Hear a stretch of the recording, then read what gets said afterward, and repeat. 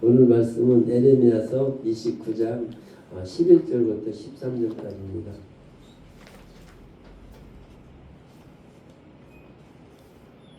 세제 안 가르쳐도 되죠? 여기 나오니까. 페니스는요, 페니스는 1097쪽이에요. 1097쪽. 이따 보실 때 보시고 이거 참고하시대요. 세 절이니까 저희 함께 읽겠습니다.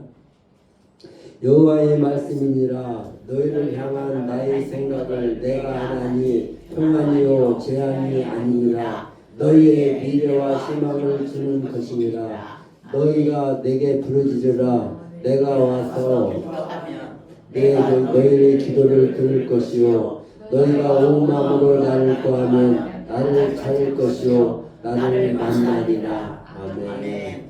목사님 나오셔서 인생의 가장 큰 축복인 하나님을 만나라라는 제목을 가지고 말씀 전하실 때 큰 은혜 받으시기 바랍니다. 아멘.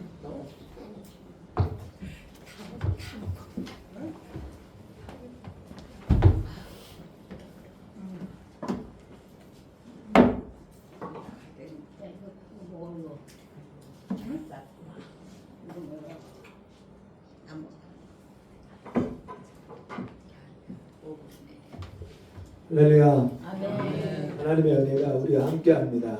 아멘. 옆에 있는 분과 함께 인사할까요? 하나님 당신과 함께 하십니다. 하나님 당신과 함께 하시나 하나님 당신과 함께 하시나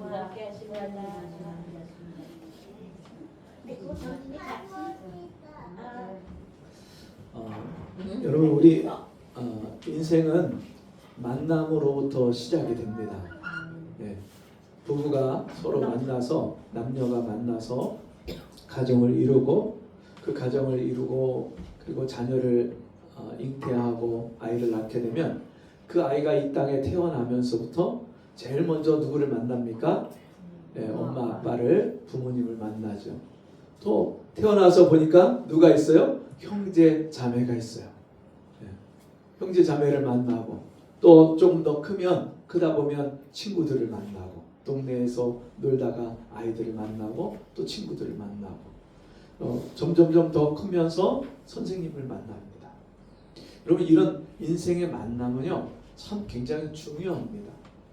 어떤 부모님을 만나서 태어나느냐에 따라서 우리 사람들이 그러죠. 금수저다, 네, 흙수저다 그렇게 얘기를 합니다. 어떤 집에 태어나서 어떤 부모의 서포트를 받고 그런 사랑을 받고 사느냐에 따라서 그 인생이 굉장히 많이 좌우되고 달라지죠. 또 여러분 친구 따라 강남 간다 그런 말 있죠. 네, 좋은 친구를 만나면 진짜 강남도 가고 또 안 좋은 친구를 만나면 어디도 가요? 네, 깜빵도 가고 누구를 만나느냐에 따라서 인생의 방향이 길이 굉장히 많이 달라집니다. 그러면 좋은 선생님을 만나면 인생이 달라질까요? 예, 좋은 선생님 만나면 정말 인생의 그 길을 배우고 내가 인생을 어떤 마음으로 살아가야 되는지 그런 자세를 배우고 그러면서 우리 인생이 굉장히 많이 바뀝니다. 제가 중학교 때 선생님이 저에게 과학 선생님이 수학 여행을 가면서 저한테 들려주신 이야기가 제 평생에 잊지를 않아요. 그 선생님이 무슨 얘기를 하냐면 인생은 빙산을 맨손으로 올라가는 것처럼 여러 가지 고생과 어려움이 많다. 그런 얘기를 해주셔요. 네, 중학생 때 그런 얘기를 드렸어요. 그런 얘기를 듣다 보니까 인생이 고난이 많고 어려운 게 많은 인생이구나. 나만 힘들고 어려운 게 아니라 모든 사람이 그렇게 힘들고 어려운 일들이 많은 거구나. 그런 생각을 갖고 살다 보니까 어려운 일이 와도 이거 나만 힘든 게 아니고 다른 사람도 겪는 그런 어려움 중에 하나구나. 그렇게 생각을 하는 거예요. 특별한 일이 아니고 늘상 우리 인생에 찾아올 수 있는 일이구나. 네, 그렇게 생각을 갖는 거예요. 여러분 그런 인생의 만남들을 여러분도 많이 가지셨죠? 예. 지금도 그 만남을 갖고 계시지요? 예. 그래서 어떤 만남을 가지느냐 이게 참 중요한데 이런 만남 중에 제일 중요한 만남이 있습니다. 같이 해봅시다. 하나님을 만나는 것이 가장 중요한 만남입니다. 네. 많은 만남이 있는데 그 중에서도 하나님을 만나느냐 하나님 만나지 못하느냐 이것은 굉장히 중요한 문제입니다. 여러분 이 세상에서 가장 복된 사람이 어떤 사람이냐면 하나님을 만나고 인생을 새롭게 시작하는 사람이 가장 복된 사람입니다. 근데 가장 불쌍한 사람은 어떤 사람이냐? 교회를 다니는데 또 하나님을 믿는다고 하는데 그 하나님을 만나보지 못하고 그 인생의 변화가 없이 그냥 인생을 살아가는 사람. 여러분 이런 사람이 불쌍한 사람이에요. 어떤 경우에는 하나님에 대해서 들어보지도 못하고 하나님을 만날 기회조차 갖지 못하고 그렇게 인생을 살면서도 하나님 계신지조차도 알지 못하고 사는 사람.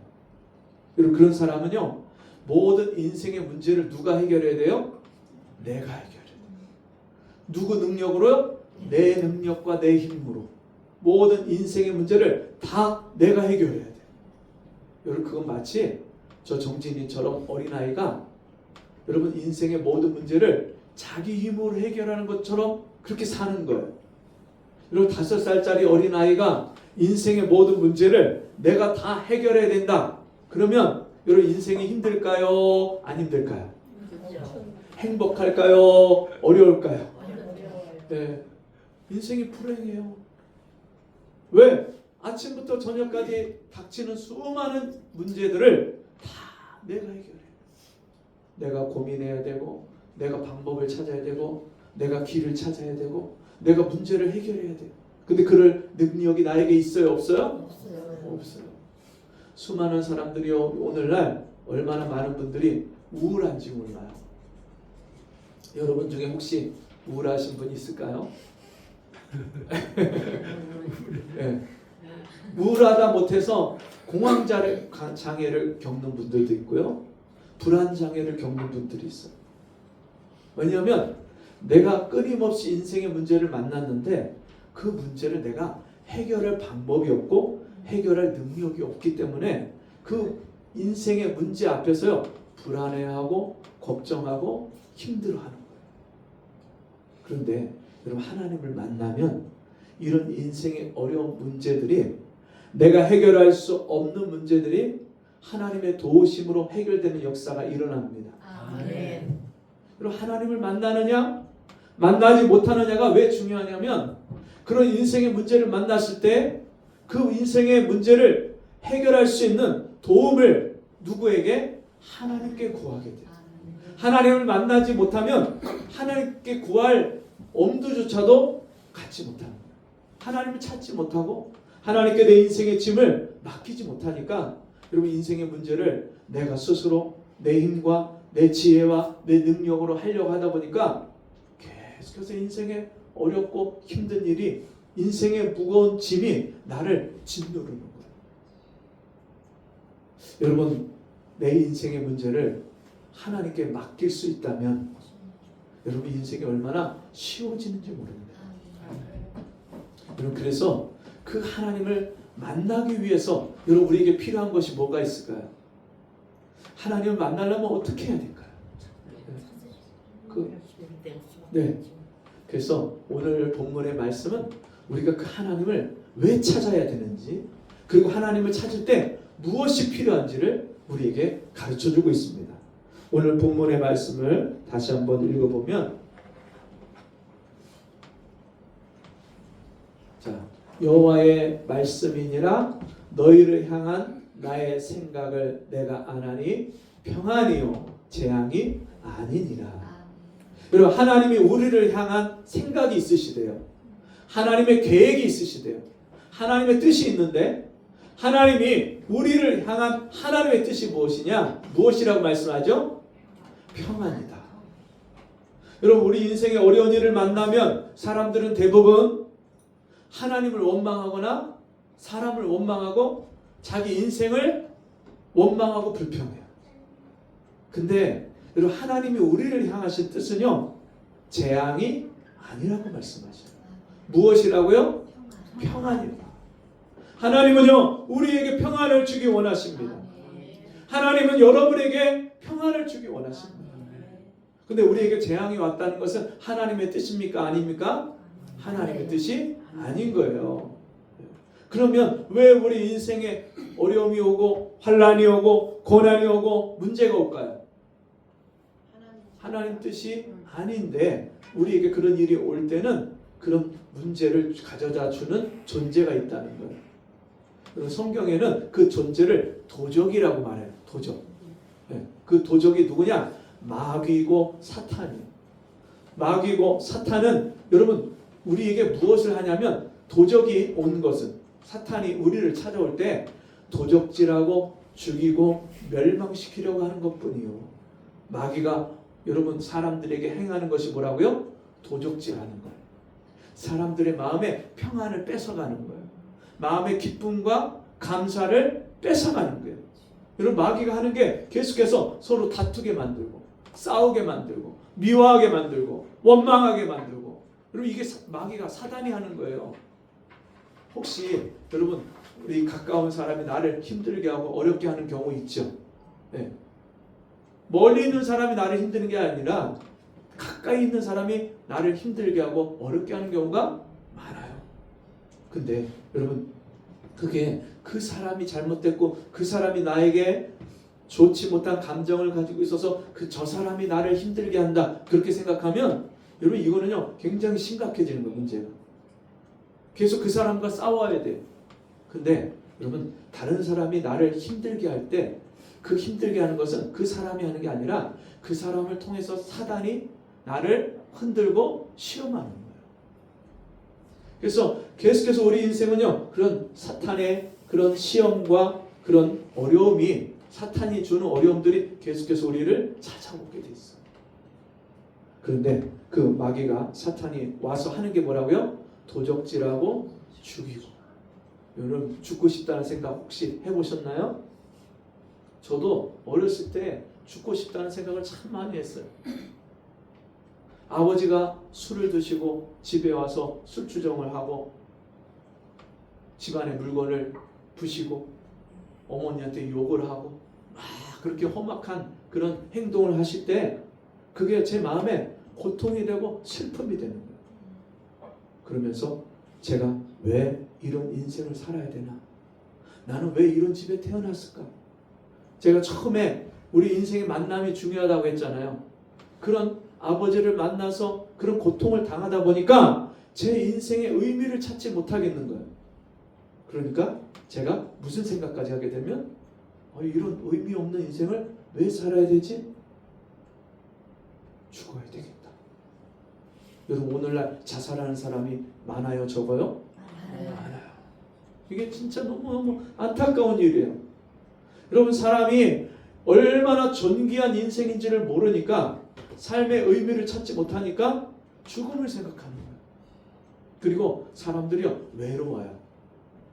같이 가족이 있어도요 외로운 경우가 참 많아요. 내 마음을 알아주는 식구가 없어요. 친구 사이에도 내 마음을 다 알아줘요? 몰라줘요? 다 몰라요. 그리고 가정 형편이 다르고 처해진 상황이 다르기 때문에 혹시 안다고 해도 100% 공감할 수가 없어요. 혹시 공감한다고 해도 내 문제를 해결해 줄 수가 없어요. 그런 인생을 계속해서 사람들이 살아가는데 하나님은요 우리가 그런 인생을 사는 것을 원치 않으신다고 말씀하셔요. 사람들이 그렇게 죽고 싶고 자살을 생각하고 인생의 죽음을 생각하고 그런 것을 하나님 원하시는 것이 아니라고 말씀하셔요. 자, 그러면서 하나님 뭐라고 말씀하십니까? 너희에게 미래와 희망을 주는 것이니라. 할렐루야. 아멘. 네. 하나님 우리에게 무엇을 주기 원하신다고요? 미래와 미래를 주기 원하시고 희망을 주기 원하세요. 여러분 미래에 꿈이 있으십니까? 내 인생에 소망이 있으십니까?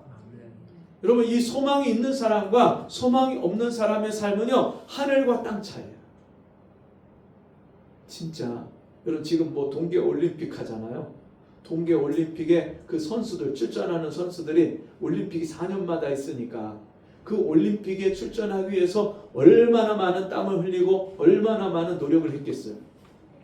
근데 그 선수들이 그 훈련하는 게 쉬웠을까요? 어려웠을까요? 어렵죠. 네, 너무너무 어렵죠. 진짜 오죽하면 지옥 훈련이라고 하잖아요. 그런 훈련을 감내하는, 견디고 계속해서 반복하고 훈련하는 이유가 뭐겠어요? 자기에게 꿈이 있어요. 소망이 있어요. 내 올림픽에 출전한다. 올림픽에 나가는 것만 해도 대단한 거잖아요. 우리나라 국가대표 선수 되는 것도 엄청난 거잖아요. 그죠? 예. 제 그 신학대학원 동기 중에 그 국가대표 상비군, 국가대표도 못 되고 국가대표 2군 선수. 예. 1군에서 이제 자리가 나면 1군으로 올라갈 수 있는 국가대표 상비군이에요. 근데 그 태권도 선수로 국가대표 상비군까지 한 친구들이 저한테 둘이 있었거든요. 근데 이 친구들이 얼마나 대단한지요. 제자리에서 점프를 떼갖고 공중에 있는 거를 한 2m 높이에 있는 거를 두 발로다가 차고선 공중 제비하고 떨어져요. 실력이 얼마나 놀라운지 몰라요. 그 친구들이 그런 실력을 갖고 있는데도 국가대표까지 못 올라가고요. 상비군까지만 했어요. 엄청나요. 실력이. 그러니까 우리나라 대표하는 대표 선수만 돼도 엄청난 거잖아요. 근데 그 대표 선수로 나가서 전 세계 선수들과 같이 겨루어서 금메달, 은메달, 동메달 이거 겨룬다는 게 엄청난 거예요. 그런 세계 최고의 선수들과 겨뤄보겠다는 꿈, 내가 거기 시상대에 올라가서 금메달 따겠다는 꿈, 예전에 금메달, 4년 전에 금메달 땄는데 이번에도 금메달 따보겠다는 꿈, 그때는 동메달, 은메달밖에 못 땄는데 이번에 금메달 따겠다는 꿈. 여러분 그런 선수들이 그런 꿈이 있으니까 자기의 그런 시간을, 자기의 그런 모든 개인적인 스케줄을 다 어디다 맞추고요? 오직 훈련에 그 연습에 맞춰갖고 모든 것을 희생하잖아요. 친구도 안 만나고 가족들도 못 만나고 먹는 거 식단을 조절해 가면서 그 일을 하잖아요. 왜? 뭐 때문에요? 꿈이 있으니까. 여러분 근데 4년마다 이루는 그런 꿈을 위해서 그렇게 살아가는데 하나님은요 우리에게 그런 진짜 눈앞에 있는 잠깐 있다가 목표가 사라지는 그런 꿈이 아니라 우리에게 영원한 꿈을 주셨어요. 영원한 미래를 주신 줄 믿습니다. 내가 너희에게 영생을 주노니. 여러분, 하나님이 우리에게 무엇을 주기 원하시냐면 영생을 주기 원하세요. 하나님이 세상을 이처럼 사랑하사 독생자를 주셨으니 이는 저를 믿는 자마다 멸망치 않고 영생을 얻게 하려 하심이라. 여러분, 하나님이 우리에게 주시는 것이, 주시고자 하는 것이 진짜 영원한 미래인 줄 믿습니다. 영원한 꿈, 영원한 생명을 우리에게 주기를 원하세요. 우리가 하나님을 만날 때 그 영원한 생명을 얻는 거예요. 하나님의 아들 예수 그리스도 독생자를 영접하고 내 안에 모셔드리고 그 예수님을 만날 때 이 영원한 생명을 얻는 줄 믿습니다. 그 미래와 희망을 주는 것입니다. 여러분, 이 땅의 고난이, 슬픔이 아무리 크다 할지라도 이 땅의 인생은요, 잠깐 지나가는 거예요. 보이는 것은 잠깐이에요. 보이지 않는 것은 영원합니다. 그럼 눈에 보이는 것, 이 땅에 있는 것, 잘 먹고 잘 사는 것, 내가 슬프고 어려움을 당하는 것, 이 모든 것이요, 잠시 잠깐 다 지나가는 거예요. 근데 하나님은요, 이 모든 인생의 굴곡진 인생 가운데서도 이 영원한 소망이 있고 영원한 미래가 있는 사람은요, 늘 하나님이 도와주시고 함께 하시는 인생을 삽니다. 여러분, 그런 인생을 먼저 사는 사람들이 있어요. 누구죠? 다윗, 다니엘, 사무엘, 아브라함, 이삭, 야곱, 이런 사람들이요, 그런 인생의 수많은 고난 가운데서 하나님을 만나서 하나님의 도움을 받고 산 사람들이에요. 그 고난 가운데 하나님을 만나서 하나님과 함께 살고 하나님 도움을 받았던 다윗이 이런 고백을 합니다. 여호와는 나의 목자시니 내가 부족함이 없으리로다. 할렐루야. 이 다윗에게 하나님이 어떤 분이 됐다고요? 목자가 되셨어요. 자기는 양같이 그릇행에서 잘못 가고 어려움을 만나고 문제들을 만나는데 그 모든 상황 속에서 하나님이 목자가 되어주셔서 내 인생에 부족함이 없었다, 그런 고백을 합니다. 여러분, 하나님을 만나면 이런 하나님의 도움과 은혜를 받는 줄 믿습니다. 네. 자, 그러면 그 하나님을 어떻게 만날 것인가? 같이 읽어보겠습니다. 12절 시작. 너희가 내게 부르짖으며 내게 와서 기도하면 내가 너희를 기도를 들을 것이요. 아멘. 네. 어떻게 하면 하나님이 우리의 기도를 들으시고 우리를 찾아오시고 우리를 만나주신대요? 부르짖으면. 네, 부르짖는다는 건요, 내 마음을 다해서, 나의 온 힘을 다해서, 온 생각을 다해서 하나님을 찾고 하나님을 구하는 것을 부르짖는다고 하는 거예요. 네. 하나님은요, 오늘도 우리가 하나님을 찾을 때 어떻게 찾을 때요? 온 마음과 온 생각과 온 힘을 다해서 하나님을 부르짖고 구하고 찾을 때 하나님 우리를 들으시고 우리를 만나주신 줄 믿습니다. 아멘.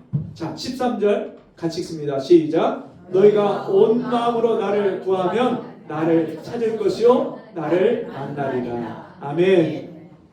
여러분, 여러분에게 돈이 지금 얼마가 필요하다 그러면 무엇을 생각할까요?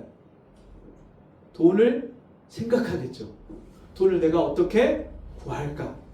내가 이 필요한 돈을 어떻게 마련할까? 엄마한테 달라고 할까?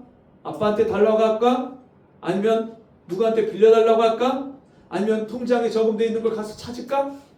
여러분, 우리 인생에 필요가 있을 때 그 필요를 생각하죠. 여러분, 우리가 하나님을 만나야 되겠다 그런 생각을 할 때 먼저 하나님을 생각하게 돼 있어요. 그리고 그 하나님을 구하고 그 하나님을 어떻게 만날까? 하나님을 생각하다 보면 내 마음이 하나님께 가게 돼 있어요.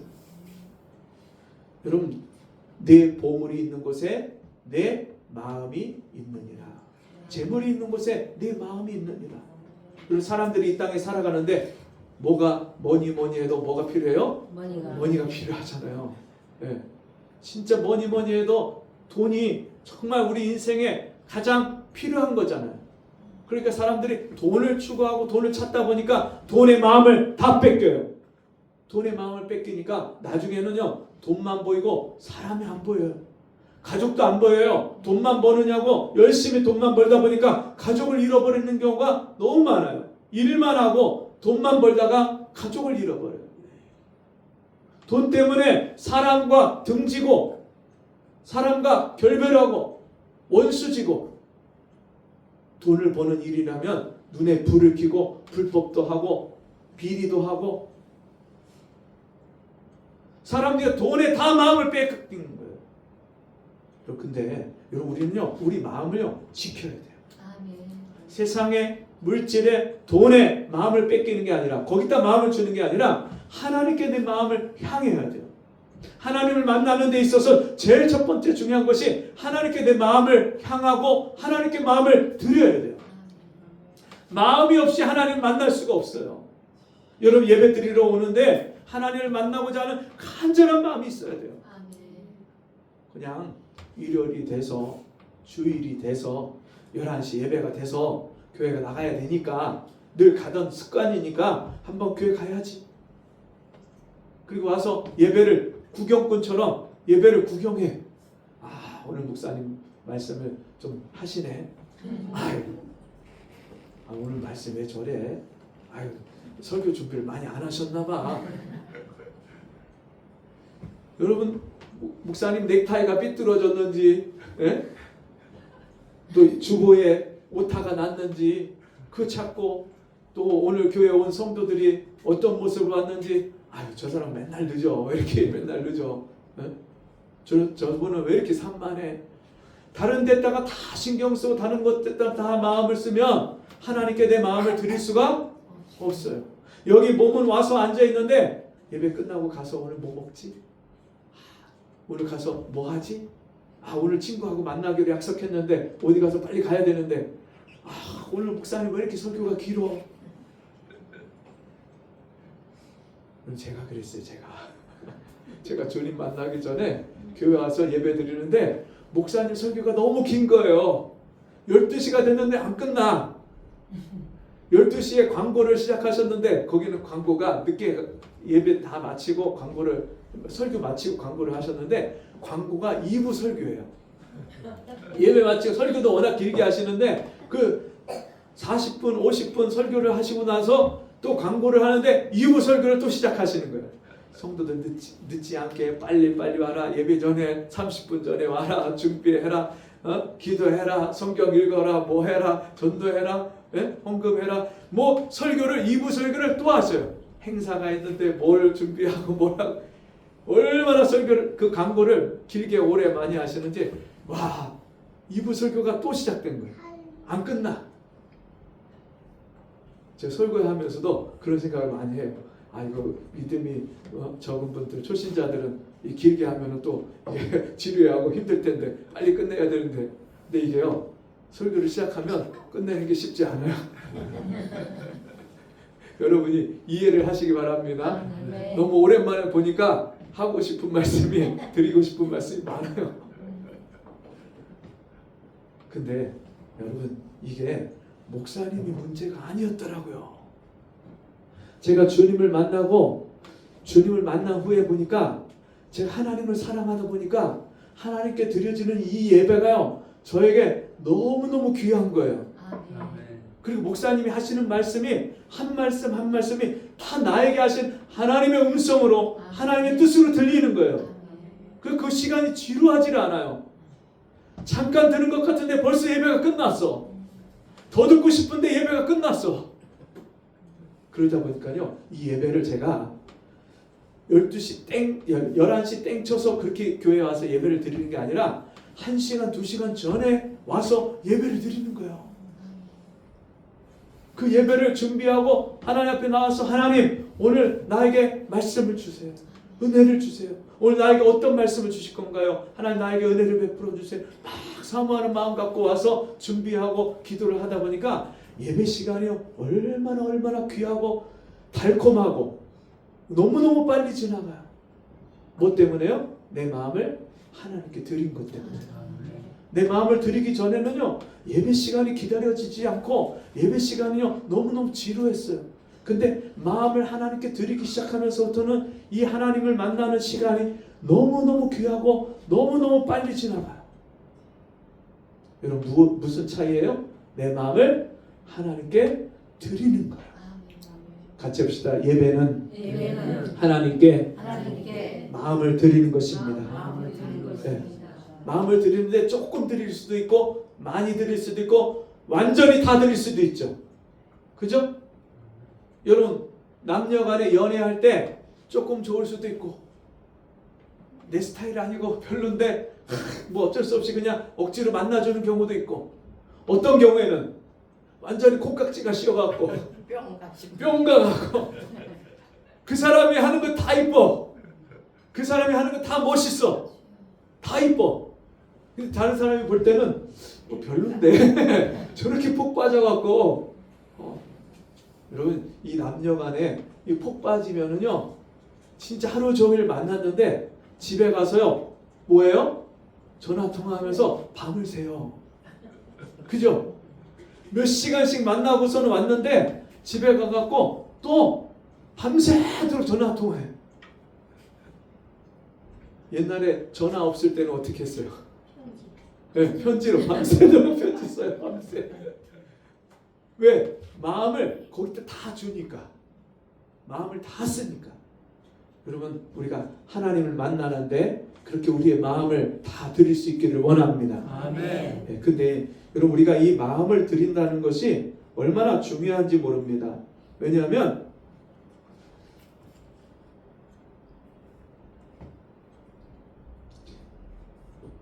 잠언 8장 17절에 이렇게 말씀합니다. 나를 사랑하는 자들이 나의 사랑을 입으며 같이 읽을까요? 나를 사랑하는 자들이 나의 사랑을 입으며 나를 간절히 찾는 자가 나를 만날 것이니라. 아멘. 나를 사랑하는 자들이 나의 사랑을 입으며. 여러분 나를 사랑하지 않는 사람을 내가 사랑하기가 쉽겠어요?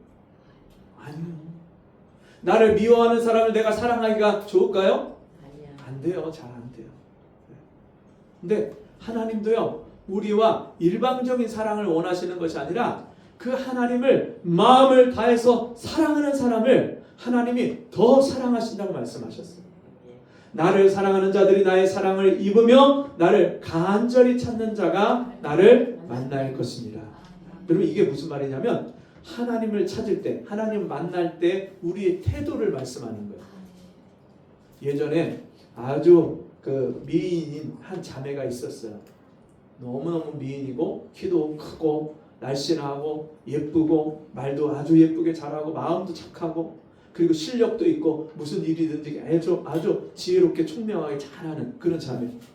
누군가로부터 남자 형제를 소개를 받았어요. 그래서 그 소개받은 형제를 만나러 같이 약속을 하고 만나러 가는데 이 자매는 부천에 산대요. 부천. 그리고 이 형제는 충무로 쪽에 사는지 그 충무로 쪽에 그 지하철역이 있잖아요. 그래서 여러분 부천하고 충무로하고 이 자매하고 그 만나는데 어디서 만나면 좋을까요? 네? 중간쯤 만날까요? 네.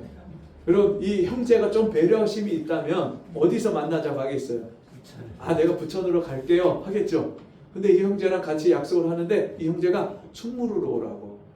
충무로 지하철역에서 같이 만나자고. 그 1번 출구에서 만나자고. 이 자매가 그쪽 지역을 잘 모르는데 어쨌든 그 만나자고 하니까 거기를 찾아서 갔어요. 근데 충무로역에서 저녁 6시에 퇴근 시간에 만나자고 만나서 이제 그때 이제 전화를 들고서는 이제 만나려고 갔는데 사람이 퇴근 시간에 등 떠밀려서 올라오는 거예요. 등 떠밀려서. 얼마나 사람이 많은지. 그 수많은 인파 속에서 약속한 사람을 만나려고 찾는데 보여요? 안 보여요? 안 보여요. 누군지도 모르고 인상착의도 모르고 무슨 옷을 입었는지 어떻게 생겼는지 얼굴도 몰라. 그 만나는데 찾는데 어떻게 해요? 전화를 가지고 나오셨어요? 어디 계세요? 누구 무슨 옷 입었어요? 서로 이렇게 얘기를 하면서 찾는데 5분이 지나갔대요. 거기서 둘 다 거기 도착을 해서 서로 알아보고 찾는데 5분이 걸린 거예요. 그리고 만났어요. 그 만나면 이제 어떻게 해야 돼요? 네, 서로 인사하고 뭐 식당을 가든지 아니면 찻집을 가든지 카페를 가든지 뭐 해야 되잖아요. 근데 그 자리에서 만난 자리에서 서서 이 형제가 막 질문을 하더래요. 네. 어디 사시냐? 또 가족은 어떻게 되시냐? 또 무슨 일을 하시냐? 전공은 뭐냐? 직업은 뭐냐? 뭐 하냐? 뭐 이거를요 만나서 얘기할 수 있는 거, 취미가 뭐냐? 뭐 이런 거를 만나서 해야 카페나 어디 식당에서 같이 교제하면서 이야기할 수 있는 이야기를 그 자리에 서서 거기서 다 얘기를 하는 거예요. 20분을 거기서 다 얘기를 하는 거예요. 이 자매가 날씨도 별로 안 좋고 사람들은 너무 많고 시끄럽고 얘기도 잘 안 들리고 막 이걸 안 들리는 걸 억지로 애써서 막 집중해서 들어야 되고 거기서 20분을 그렇게 하고 있는데 이 자매가 마음이 상하는 거예요. 어디 가자고도 안 하고 이 자매가 또 착하니까 먼저 어디 갑시다 이런 말도 못 하고 그게 듣고만 있는 거예요.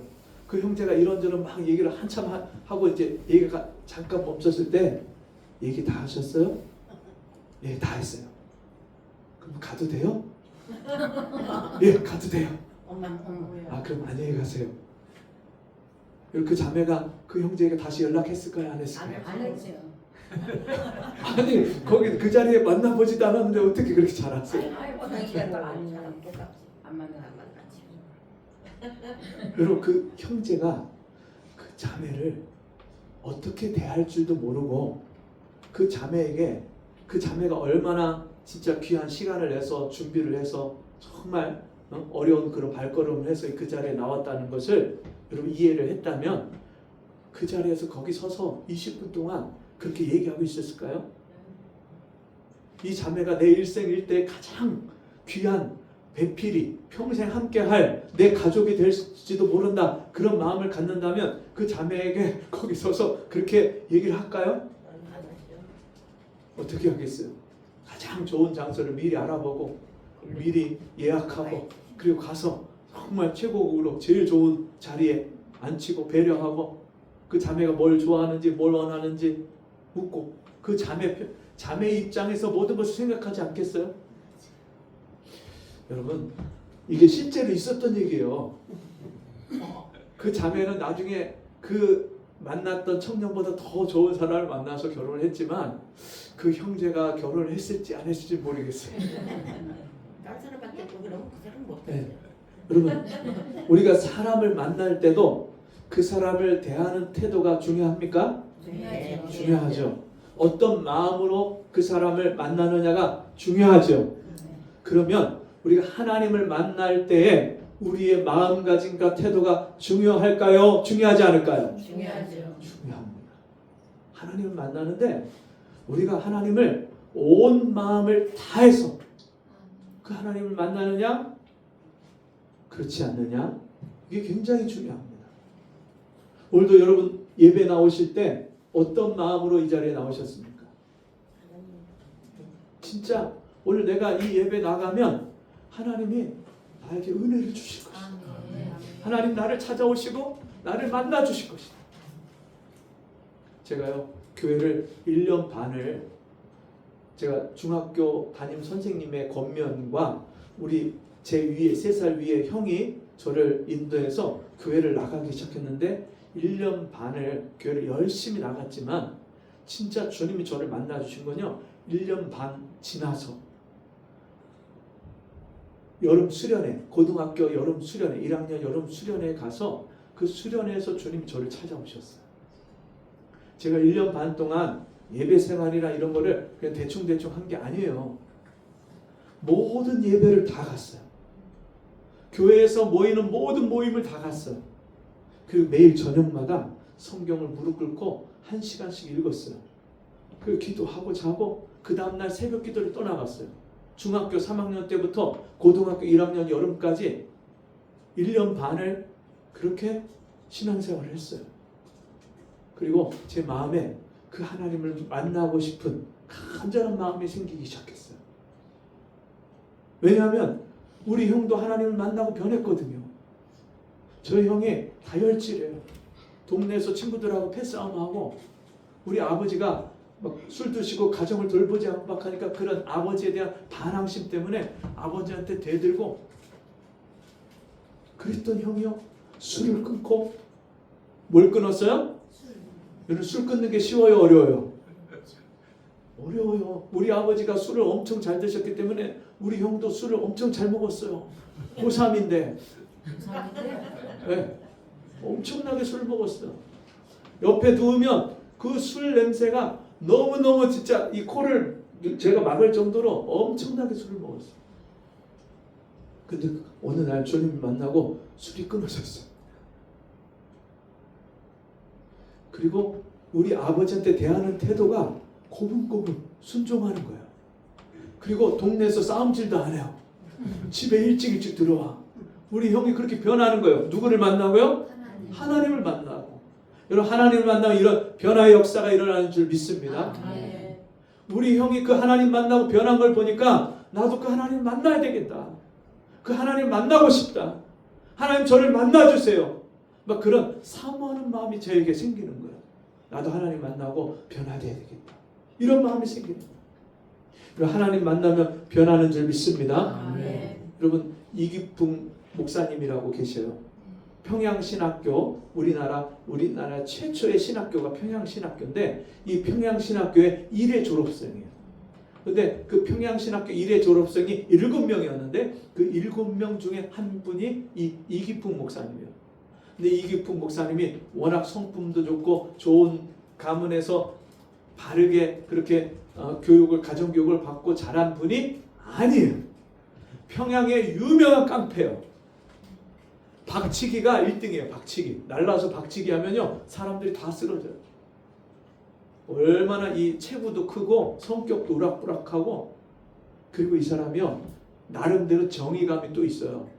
서양에서 온 종교, 서양신 믿는 예수 믿는 것들은 이건 잘못된 거다. 이거 나쁜 거다. 그래서 예수 믿는 사람만 보면 돌멩이를 던지고 막 핍박을 하고.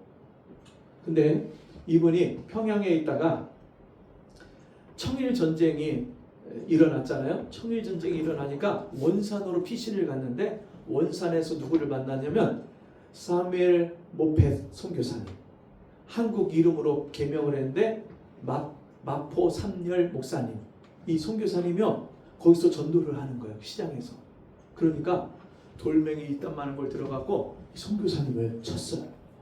이 선교사님이 턱에 맞아갖고 엄청나게 큰 부상을 입었어요. 근데 어느 날 잠을 자는데 예수님이 이기풍 이 깡패를 찾아오셔갖고 기풍아 네가 왜 나를 핍박하느냐. 여러분 밤중에 잠을 자는데 예수님이 이기풍을 찾아오신 거예요. 누구십니까? 나는 네가 핍박하는 예수다. 그 밤에 예수님을 만나고요 이 사람 완전히 뒤집어졌어요. 그리고 그 마포 삼열 선교사님을 찾아가서 무릎 꿇고 사죄를 하고 회개하고 그리고 완전히 딴 사람이 됐어요. 완전히 새 사람이 됐어요. 성격까지 바뀌었어요. 인격이 바뀌었어요. 그리고 내가 이제는 예수 믿는 사람들을 핍박하고 이런 못된 짓을 했던 사람인데 내가 이제는 그 예수님을 전하는 목사가 되겠다. 그랬고요 신학교에 1호 최초의 신학생으로 들어갔어요. 그리고 거기 졸업을 하고 그때 당시에 제주도에는 복음이 들어가지가 않았어요. 그러니까 그 제주도에 우리가 선교사를 파송해야 되는데 누구를 보낼까 같이 회의를 하는데 제가 가겠습니다. 그 제주도로 갔어요. 그때 당시에 미신이 가득하고 우상이 가득하고 배가 나가면은요 사람들이 물고기 잡다가 폭풍을 만나서 사람들이 죽고 빠져 죽고 하니까 배가 나갈 때마다 고사 지내고 제사 지내는 거예요. 무당 불러서 굿하고. 그리고 그 제주도에서는 심지어 구렁이 큰 뱀에다가 사람을 인신 제물로다가 바치는 그런 일들까지 있었어요. 그런 곳에 자원해서 가서 귀신 들린 사람을 고쳐주고 병든 사람을 치료해주고 그러면서 복음을 전해서 그 제주도에 여러 개의 교회를 세우셨어요. 여러분 이런 변화가 어떻게 일어났어요? 하나님을 만날 때 일어났어요. 그리고 그 하나님을 만날 수 있는 저와 여러분 되기를 원합니다. 아멘. 하나님을 아직 못 만났다면 그 하나님 만나기를 마음을 다해서 사모하는 저와 여러분 되기를 원합니다. 그 하나님을 만나셨다면 그 하나님의 은혜를 더 깊이 경험할 수 있는 저와 여러분 되기를 원합니다.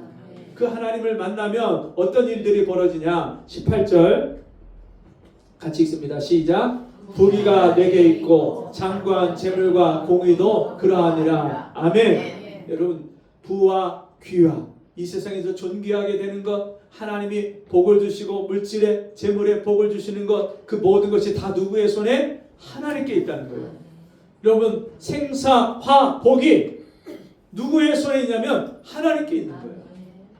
하나님이 그 모든 것들을 하나님의 손에 붙들고 계신데 그것을 누구에게 주시느냐?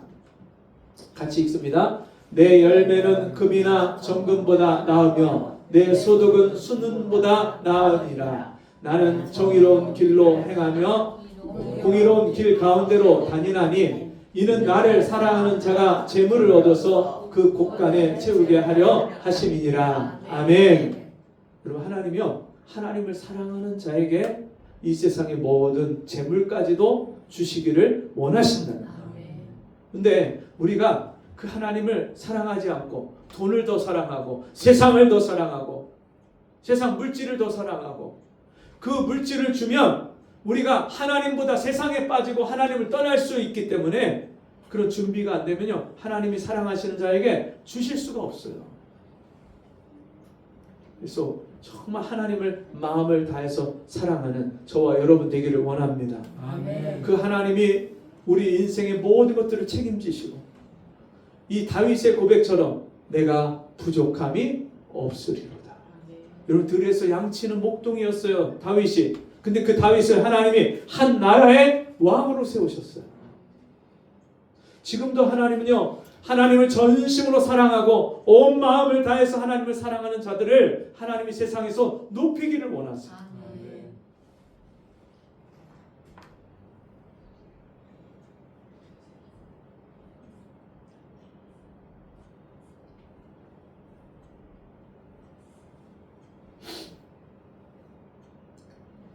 그래서 사무엘상 2장에 보면 하나님이 엘리 가문에 대해서 이렇게 말씀합니다. 나를 존귀히 여기는 자를 내가 존귀히 여기고 나를 경멸히 여기는 자를 내가 멸시하리라. 여러분 그 엘리 제사장은요, 제사장이에요. 하나님을 섬기는 제사장이에요. 근데 그 제사장은요, 부모가 제사장이면 자녀도 제사장이에요. 그 엘리 제사장의 아들이 홈리와 비나스가 있었는데 이 홈리와 비나스도 제사장이에요. 하나님을 예배하고 하나님께 제사하고 백성들의 죄를 속죄하고 그런 제사장이에요. 근데 하나님께 먼저 제물을 드리고 그 후에 자기가 제물을 먹어야 되는데 하나님께 드리기 전에 먼저 좋은 것을 갈고리로 그것을 찝어서 자기가 먹는 거예요. 좋은 것을 하나님께 드리기 전에 내가 먼저 먹는 거예요. 그리고 음란하게 살아가고 무질서하게 그리고 문란하게 그렇게 살아가니까 하나님이요, 그 엘리 제사장 가문을 향해서 하나님이 예언을 하시면서 나를 존귀히 여기는 자를 내가 존귀하게 여기고 나를 경멸히 가볍게 무시하는 그런 자를 내가 멸시하리라. 하나님을 존귀하게 여기십니까? 하나님을 가장 귀한 분으로 여기십니까? 하나님 내 인생의 생사화복을 주관하시는 능력의 하나님이신 것을 여러분 믿으십니까? 그러면 하나님을 하나님으로 대우해야 돼요. 하나님을 진짜 만나기를 원한다면, 하나님을 내 인생의 가장 존귀한 분으로 여긴다면 그 하나님을 가장 귀한 분으로 우리가 대우해야 돼요. 여러분 우리가 그냥 아무나 만나러 갈 때, 그냥 친구 만날 때 슬리퍼 신고 추리닝 입고 막 자다 말고 일어나갖고 모자 뒤집어 쓰고 가서 만날 수 있죠. 그죠? 근데 내가 회사에 대기업에 취직하러 가는데 면접 시험 보러 가는데 그렇게 갈 수 있나요? 없어요. 그렇게 가면 어떻게 돼요? 그냥 가시라고. 됐다고. 그렇게 가는 사람이 있어요? 없어요? 없죠. 왜? 내 인생에 그만큼 이 직장에 들어가는 게 나한테 가장 중요한 일이기 때문에 여러분 그것을 내가 준비하고 연습하고 몸을 단장하고 마음가짐을 준비하고 그리고 가잖아요. 여러분 우리 하나님을 만난다면, 하나님을 만나러 간다면, 하나님 만나러 예배하러 온다면, 하나님의 은혜를 구하러 간다면 여러분 우리가 그냥 대충 아무렇게나 기대하지 않고 준비하지도 않고 그냥 갈 수가 없는 거예요. 진짜 하나님을 하나님으로 대우할 때, 오늘 내가 하나님의 은혜를 구하고 하나님이 나에게 반드시 은혜와 복을 주실 것을 믿고 또 하나님 나에게 오늘도 놀라 하나님의 지혜와 능력을 베푸실 것을 믿고 하나님 앞에 나온다면 하나님 반드시 만나 주십니다. 하나님 반드시 은혜 베푸십니다. 하나님 신실하신, 약속의 신실하신 하나님이기 때문에 이 약속의 말씀대로 내가 하나님을 존귀히 여기고 하나님 앞에 내 마음을 다 들여서 그 하나님 만나길 원한다면 하나님 우리를 만나 주십니다. 또 우리가 예배할 때 그렇게 예배하고요, 기도할 때 그렇게 기도하는 거예요. 그 성경을 펴서 읽을 때 하나님 이 성경을 통해서 나를 만나 주세요. 여기 성경이 뭐예요? 하나님 말씀. 하나님 내가 어떤 사람이 되기를 원하시고 어떤 인생을 살기를 원하시는지 나에게 쓰신 말씀이잖아요. 하나님의 마음과 하나님의 사랑이 이 성경에 다 있는 줄 믿습니다. 그 우리가 그 성경을 읽을 때 하나님 깨닫는 은혜를 주세요. 이 말씀을 통해서 저를 찾아봐 주세요. 저에게 만나 주세요. 은혜 베풀어 주세요. 우리가 성경을 대할 때 그런 마음으로 성경을 읽어야 돼요. 기도할 때도 그 내 기도를 지금 하나님 듣고 계신다. 내 기도를 하나님 받으시고 계신다. 그리고 내 기도에 하나님 응답하신다. 이 믿음을 갖고요 하나님 앞에 기도하고 하나님 앞에 나아가는 거예요. 우리가 그렇게 하나님 앞에 나올 때 하나님 우리를 만나주시고 우리 인생에 세상에서 줄 수 없는 내 마음의 평안과 희망과 미래를 우리에게 주시는 줄 믿습니다. 우리의 모든 필요를 하나님이 부족함이 없도록 공급해 주신 줄 믿습니다. 그 하나님 앞에 온 마음을 다해서 하나님 앞에 나아가는 저와 여러분 되기를 주의 이름으로 축복합니다. 기도하겠습니다. 하나님 아버지 감사합니다. 오늘도 우리에게 귀한 은혜 주시고 하나님 앞에 나와서 예배하며 하나님을 어떤 마음으로 찾아야 되는지 우리에게 가르쳐 주시니 감사합니다. 우리의 온 마음을 다해서 하나님 찾기를 원합니다. 하나님 앞에 나오기를 원합니다. 하나님 우리를 만나 주옵소서. 감사합니다. 예수님 이름으로 기도합니다. 아멘.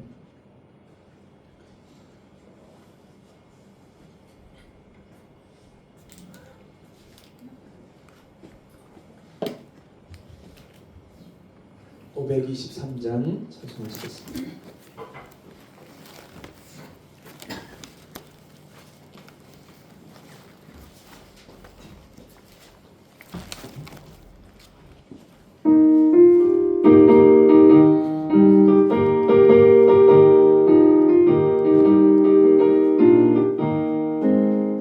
모든 죄악 길에서 참 없는 양같이 모든 사람을 찬양하리라.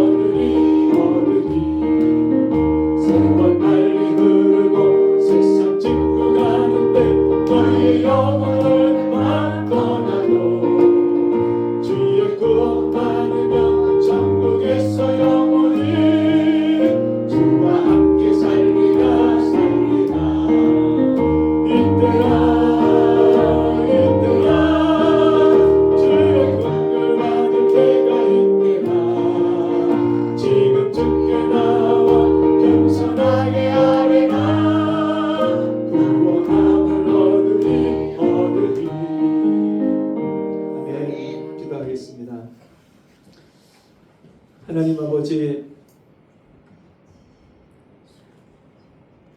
우리 인생이 하나님을 만나지 못하면 가장 슬프고 외롭고 비참한 인생으로 살아갈 수밖에 없기 때문에 하나님께서 우리에게 하나님을 만나는 것이 얼마나 우리 인생의 가장 중요한지를 알게 하시고, 이제 그 하나님을 만날 때 우리의 온 마음을 다해서 그 하나님을 찾고 구하게 하시니 감사합니다. 하나님 찾고 구할 때에 하나님 우리를 만나 주옵소서. 우리 인생의 길을 열어 주옵소서. 우리 인생의 강을, 사막의 강을 내어 주옵소서. 아버지 하나님, 감사함으로 귀한 예물 드린 손길들, 하나님 그 손길들마다 하나님 이 땅에서 하나님이 베푸시는 그 놀라운 은혜와 복을 누리게 하시고, 많은 사람들에게 하나님의 은혜와 복을 나눠줄 수 있는 복된 심령들 되게 축복하여 주옵소서. 지금은 우리 주 예수 그리스도의 은혜와 하나님 아버지의 그 크신 사랑하심과 성령의 감화, 감동, 위로 교통하시는 은혜의 역사가 오늘 주의 말씀 듣고 주 앞에 나와서 주를 간절히 온 마음을 들여 찾기를 소원하는 우리 성도들 머리 위에, 저들의 가정과 삶 속에 지금부터 영원토록 함께 있을지어다. 아멘.